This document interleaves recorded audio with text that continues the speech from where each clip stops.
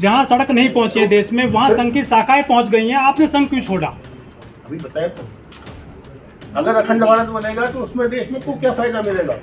तो भीड़ होना ये साबित नहीं करता कि आप सही हैं। जहाँ सड़क नहीं पहुंची है देश में, वहाँ संघ की शाखाएं पहुंच गई हैं, आपने संघ क्यों छोड़ा? अभी बताया तो, क्या दिक्कत आ गई संघ में? संघ के पास इस देश की किसी समस्या का समाधान नहीं है, गरीबी का, बेरोजगारी का, राष्ट्रीय एकता का, जो भी इनके पास प्रोग्राम है उसकी कोई आउटलाइन नहीं है। हिंदू राष्ट्र कैसा होगा हमें कोई फर्क नहीं पड़ता। अगर आम आदमी सुखी रहे, हिंदू राष्ट्र बना दो, मुस्लिम बना दो, ईसाई बना दो, कम्युनिज्म ले आओ, सोशलिज्म ले आओ, पर्पज तो हमारा सिर्फ एक ही, चाहे धर्म हो, धर्म इंसानियत के लिए है, इंसानियत धर्म के लिए नहीं है। अगर इंसानियत पैदा नहीं कर पाए तो उस धर्म की कोई जरूरत नहीं है।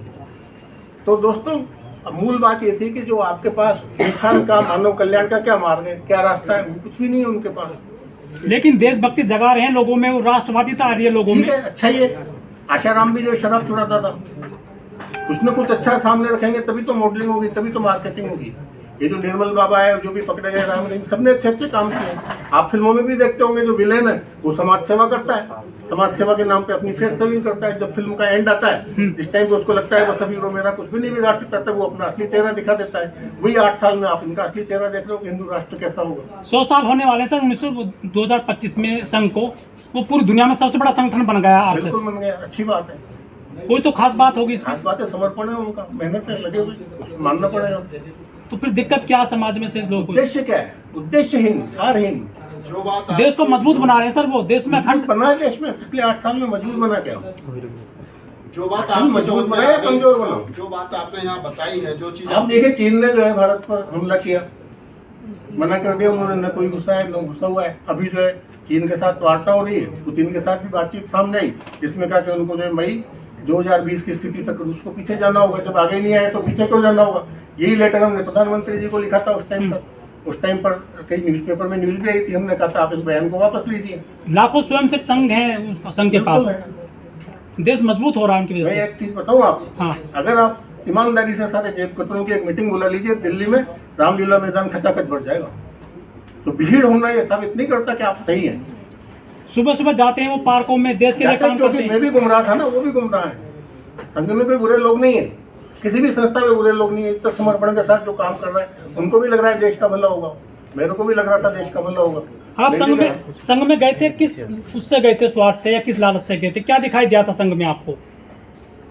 मैं जब 12 साल का था तो मेरे दिमाग में 3 विचार चलते थे। मैं सोचता था कभी कि मैं बड़ा होकर सन्यासी बनूंगा और धर्म का प्रचार करूंगा। कभी मैं सोचता था कि मैं बड़ा होकर डाकू बनूंगा और गरीबों के अंदर अमीरों का पैसा छीन लूंगा, गरीबों में बांट दूंगा। कभी मैं सोचता था कि मैं बड़ा होकर सरपंच बनूंगा गांव का, और जो सारे गांव की खेती सामूहिक कराएंगे, सब लोगों में बराबर बांट दूंगा। इसी बीच जो है 1900 जब मैं 12 साल का था, तभी मैं पहले दिन शाखा में गया, वहाँ पे अच्छे अच्छे प्रवचन सुने, अच्छी अच्छी बात सुनी। मैंने कहा मेरे को कुछ करने की जरूरत क्या, इतना अच्छा काम तो लोग कर रहे हैं। उसके बाद में संघ में लगा रहा। उसके बाद इमरजेंसी लग गई। जब इमरजेंसी हटी, उसके बाद जो मैंने बताया बाला साहब जो उसका बहन है मुसलमानों के बारे में, फिर मैंने मुसलमानों को शाखा में लाना शुरू किया। जब इनका दोहरा चरित्र सामने आया, और भी बहुत सारी सर, एक सवाल है कि जो बात आपकी समझ में आ गई और आप यहाँ पर तमाम मीडिया को बता रहे हैं, आप ये बात आम जनमानस तक कैसे ले जाएंगे ताकि जो संघ जिस रास्ते पर चल रहा है, जिस रास्ते पर देश को ले जा रहा है, वो बात आम लोगों की समझ में आ सके? वैचारिक क्रांति कैसे करेंगे आप उसको? कम ये संसाधन, जनता के बीच में विचारों को ले जाना पड़ेगा। वो तो जनता के बीच में, अगर वो गए, उन्होंने मेहनत की है ना, जो मेहनत करेगा उसका फल मिलेगा।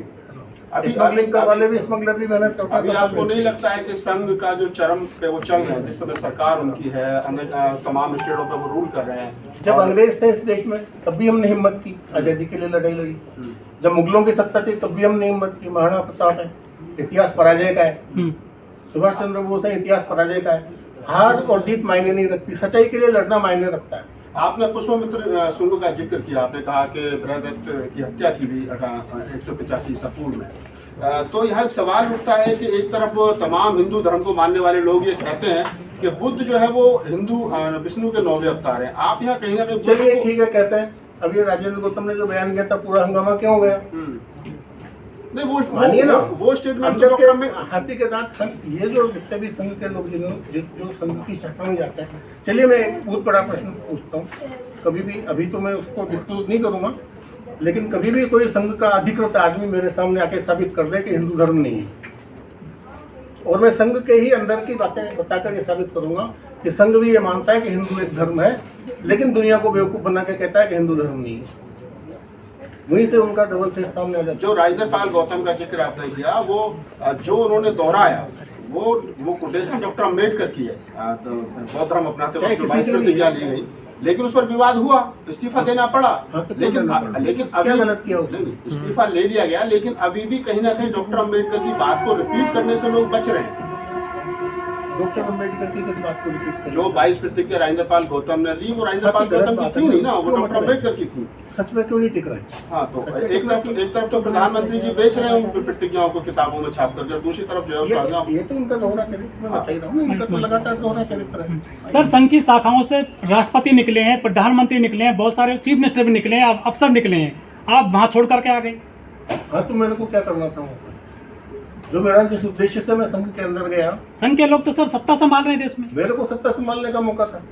जब मैंने संघ के अलग होने का फैसला किया, मैंने वहाँ पे उनको बताया कि भाई मेरे आपके साथ विचार नहीं मिलते हैं, मैं संघ से अलग होना चाहता हूँ। तो उन्होंने कहा फिर क्या करना चाहिए आपको? मैंने कहा देखो, देश को बदलना है तो दो ही तरीका है, या तो शिक्षा है या राजनीति। तो उन्होंने कहा ठीक है, तो आपको बीजेपी में दे देते हैं। तो बीजेपी के जो प्रदेश अध्यक्ष थे वहाँ के, मैं नाम किसी के भी नहीं बता रहा हूँ, राजस्थान के, उनका नाम का आपको उनके साथ लगा देते हैं। मैंने कहा बीजेपी में नया क्या है, जो कांग्रेस कर रही है बीजेपी कर रही है, मैं वहाँ जाके क्या करूँगा? उन्होंने कहा ठीक है, तो आपको विद्या भारती में दे देते हैं। मैंने कहा आपकी शिक्षा नीति वही जो बाकी सारे स्कूल चल रहे हैं वैसे आप चला रहो। फिर वो इरिटेट हो गए, उन्होंने कहा ऐसे तो आप कुछ भी नहीं कर सकते। मैंने कहा ठीक है, मैं निकल जाऊँगा, आप करते रहो अपना काम, आप पे क्या फर्क पड़ रहा है? संघ में सर किसी महिला को पद नहीं मिलता है। दूसरा, जो SC ST लोग हैं या OBC हैं, उनको बड़े पदों पर जो है आसीन नहीं किया गया। मैं संघ का अधिकृत व्यक्ति, आप तो रहे हैं सर, अंदर कुछ चीज देख रहे हैं, कुछ चीज अंदर। आप एक चीज बताइए कि ये जो राम मंदिर का मुद्दा चल रहा है, उसमें राम की कौन सी चित्र वहाँ पे बनाई जा रही है, कौन सी प्रतिमा बनाई जा रही है? राम की क्या डेफिनेशन है? रामायण में है, जो आनंद सिंधु सुख राशि सीकरते त्रिलोक सुपासी, सो सुखधाम राम असनामा, जो सुख का धाम है राम असनामा, अखिल लोकदायक विश्राम, जिससे पूरी जनता को विश्राम मिले। लेकिन ये यहाँ पर रौद्र रूप के राम की मूर्ति बनाने जा रहे हैं, तो ये समाज को क्या संदेश दे रहे हैं? राम रौद्र रूप का था इसलिए थोड़ी हमने उसकी पूजा की, वो शांत था इसलिए उसकी पूजा की। तो इसी तरह से हर जगह इनका विरोधाभास है। सर, ये हम लोग बात करते हैं, अखंड भारत की बात करते हैं या हिंदू राष्ट्र की बात करते हैं, आम आदमी का इन दोनों से क्या भला? यही तो सबसे मूल प्रश्न है कि आम आदमी के लिए आपके पिटारे में क्या है? नहीं, अगर हम अखंड भारत की सब बात सिर्फ करते बीजेपी से नहीं, सारे विपक्ष से, सभी से यही प्रश्न है कि आपके पास आम आदमी के लिए आपके पिटारे में क्या है? पहला प्रश्न वो है। अगर अखंड भारत बनेगा तो उसमें देश में को क्या फायदा मिलेगा? जी। और हम जो अगला कार्यक्रम, हम एक यात्रा इसके बाद निकालने जा रहे हैं, 1 महीने बाद, बीच में और भी 4 कार्यक्रम होंगे हमारे, ये शुरुआत है। तो ये मुद्दे, हमारे वो मुद्दे भी सामने आएंगे। तो आम आदमी का तो मुद्दा यही है कि ठीक है, आपने धारा 370 हटा दी, लेकिन मेरे को क्या मिला ये तो बताओ। आप जो भी काम कर रहे हो, मुझे तो मेरे काम से मतलब है, मेरे को क्या लाभ होगा?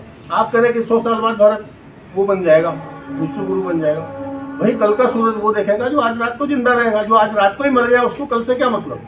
आप देश को बड़े बड़े शब्द दिखा रहे हो। जो किसान ने आज आत्महत्या कर ली उसको क्या फायदा? आपने कहा किसानों की आय दुगनी कर देंगे, कब करेंगे? बात तो, समस्या तो आज की। सबसे पहले आप तो प्रश्न आज का है, वर्तमान का है, गरीबी, बेरोजगारी, भ्रष्टाचार, हेल्थ नहीं है लोगों के पास, ये असली प्रश्न है। इन्हीं प्रश्नों के उत्तर नहीं मिले तभी तो मैं वहां से अलग हूँ। लेकिन कुछ लोग कह रहे हैं कि धर्म मजबूत हो रहा है, स्पेशली हिंदू धर्म कब कमजोर था? धर्म की रक्षा करने की किसी ग्रंथ में कभी बात आई?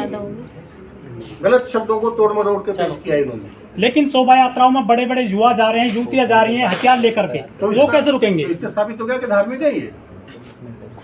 फिर तो ये देश स्वर्ग बन जाना चाहिए। अगर इतने लोग धार्मिक हैं इस देश में तो फिर तो स्वर्ग बन जाता है देश। एक सवाल और है सर कि अगर हम ग्राउंड रियलिटी की बात कर रहे हैं जो नेता करते हैं, जो राजनीति में होता है, उससे अलग हटकर हम आप और मैं अपने आसपास देखें तो हिंदू और मुसलमान में कोई अंतर दिखता बिल्कुल नहीं है ही है। नहीं। हमारे दोस्त होते हैं, हमारे फैमिली फ्रेंड्स होते हैं जो अलग अलग रिलीजन से रिलेट करते हैं। रिलीजन में भी कोई अंतर नहीं है। कुरान शरीफ की जो पहली आयत है अल्हम्दुलिल्लाहि रब्बिल आलमीन, वो एग्जैक्ट गायत्री मंत्र का अरबिक ट्रांसलेशन है, तो ये जो अंतर ही नहीं इनका- है। इनका और जो जो कुरान अंतर शरीफ है, की पहली आयत है जी। उसका नाम है उम्मुल किताब। उम्मुल का मतलब होता है माँ, किताब की माँ। और गायत्री मंत्र का नाम भी है वेद माता। नाम भी दोनों के एक है, मंत्र भी दोनों के एक है। अंतर कहाँ है? अंतर कुछ है ही नहीं। तो आपको और थोड़ा क्या बहुत अगर लगता अंतर है भी तो वो मरने के बाद का है। अब मरने के बाद स्वर्ग नरक होगा या कयामत होगी, कौन पूछने आ रहा है? उन प्रश्नों के लिए कौन लड़ रहे हो आप? तो ये जहाँ तक इस दुनिया में रहने का प्रश्न है उसके बारे में तो दोनों धर्म, सभी धर्म, दोनों क्या सभी धर्म एक ही बात कर रहे हैं। जी सर, जी। तो ये जो आरएसएस के लोग हैं, संघ के लोग हैं, ये प्रो हिंदू हैं और ये मैं यही तो बता रहा हूँ, ये प्रो हिंदू नहीं है। ये जो हिंदुओं के अंदर पाखंडवाद फैल गया, जी जी उस पाखंडवाद को रीस्टोर करने के लिए, कंटिन्यू करने के लिए, प्रोटेक्ट करने के लिए ही इनका मकसद है। जी आप देखिए पिछले ये 8 साल को देख लेंगे, अगर आप बारीकी से गहराई में जाएंगे तो। और इसके पहले जब अटल बिहारी की सरकार थी तब आप देखेंगे इन दौर में पाखंडवाद ज़्यादा बढ़ा है, आर्य समाज को डैमेज किया गया। 1925 में भी जब डॉक्टर हेडगेवार ने संघ बनाया, उन्होंने कहा मेरा कांग्रेस से मोहभंग हो गया, चलो हो गया। एक संस्था और चलती थी, अनुशीलन समिति। डॉक्टर हेडगेवार उसके मेंबर थे। उसको चलाने वाले 2 लोग थे, भगिनी निवेदिता और महर्षि अरविंद। इतनी अच्छी संस्था थी जो क्रांतिकारी तैयार कर रही थी, तो उसको क्यों छोड़ दिया डॉक्टर हेडगेवार ने? भाई कांग्रेस से मोहभंग हुआ तो अनुशीलन समिति में तो रहते, आर्य समाज काम कर रहा था, उसको क्यों छोड़ दिया उन्होंने? और भी तो बहुत सारे लोग थे उस टाइम पे काम करने वाले। तो इसका मतलब उसका डॉक्टर हेडगेवार का आज़ादी के आंदोलन से मोहभंग हुआ था। उनको कोई काम ज़्यादा इंपॉर्टेंट लग रहा था जो आज़ादी से ज़्यादा जरूरी था। चलिए, over.